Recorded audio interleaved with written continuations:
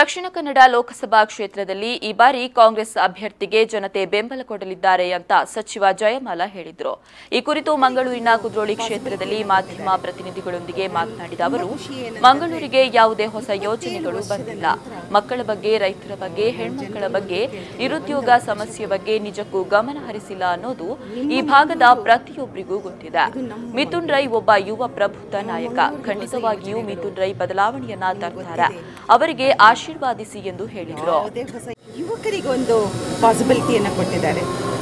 ನಾನು ತುಂಬ ಖುಷಿ ಏನಂತಂದರೆ 27 ವರ್ಷದ ನಂತರ ನಾನು ಜನರಲ್ಲಿ ಒಂದೇ ಕೇಳ್ತೀನಿ, ಒಂದು ಅವಕಾಶ ಕೊಡಿ.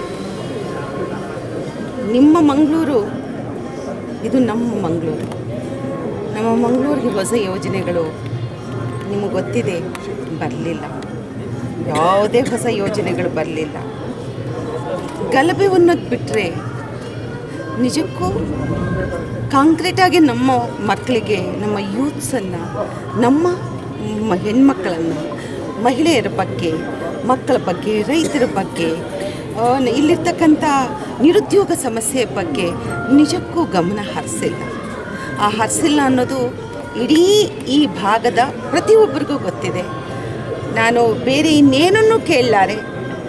ಮಿಥುನ್ ರೈ ತುಂಬ ಒಬ್ಬ ಪ್ರಬುದ್ಧ ನಾಯಕ.